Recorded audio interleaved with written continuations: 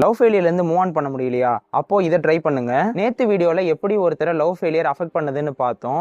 இன்னைக்கு அந்த லவ் ஃபெயிலியர்லேருந்து எப்படி வெளியே வருதுன்றத பற்றி பார்க்கலாம். Welcome to the day 4 of awakening the mind. First step, நீங்கள் எதை பற்றியும் யோசிக்காம அமைதியாக கண்ணை மூடி ஒரு இடத்துல உட்காருங்க. உட்காந்து பாடியை ரிலாக்ஸ் பண்ணுங்க. அப்படி பாடியை ரிலாக்ஸ் பண்ணுறப்போ கான்சியஸ் மைண்ட் ஒர்க் பண்ணுறது குறையும். கான்சியஸ் மைண்ட் ஒர்க் பண்ணுறது குறைஞ்சதுனாலே சப்கான்சியஸ் மைண்ட் நீங்கள் சொல்கிறத அப்படியே கேட்கும். Second step, I am safe right now அப்படின்னு நம்ம பாடி கிட்ட நம்ம சொல்லணும். அப்படி சொல்கிறப்போ நம்ம சப்கான்ஷியஸ் மைண்ட் நம்ம சேஃபான பிளேஸில் தான் இருக்கும்ன்றதை நினச்சிக்கும். தேர்ட் ஸ்டெப், நீங்கள் உங்கள் பாடி கிட்ட உங்கள் சப்கான்ஷியஸ் மைண்டை பற்றி பெருமையாக சொல்லணும். ஃபார் எக்ஸாம்பிள், என்னோட சப்கான்ஷியஸ் மைண்டுக்கு எப்படி ஹீல் பண்ணணும்னு நல்லாவே தெரியும். இந்த மாதிரி சொன்னீங்கன்னா உங்கள் கான்ஷியஸ் மைண்டில் இருக்கிற ப்ரெஷர் குறையும்.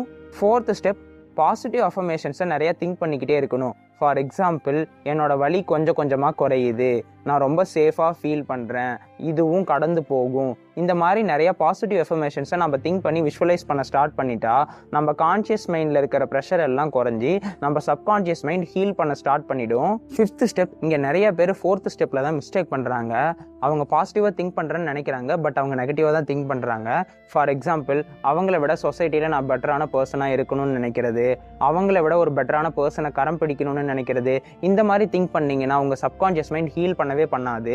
இன்ஸ்டெட் நீங்கள் ஒரு பீஸ்ஃபுல்லான லைஃபை லீட் பண்ணால் எப்படி இருக்கும், இந்த மாதிரி ஒரு பாசிட்டிவான வேலை நீங்கள் லைஃபை விஷுவலைஸ் பண்ணீங்கன்னா உங்கள் சப்கான்ஷியஸ் மைண்ட் புதுசாக ரீவயர் பண்ண ஸ்டார்ட் பண்ணிடும். சிக்ஸ்த் ஸ்டெப், ஒரு 2 to 3 மினிட்ஸ்க்கு அப்புறம் மெதுவாக நீங்கள் திங்க் பண்ணுறதை ஸ்டாப் பண்ணிவிட்டு ஐஸை ஓப்பன் பண்ணிவிட்டு உங்கள் நார்மலான வேலையை பார்க்க போயிடுங்க.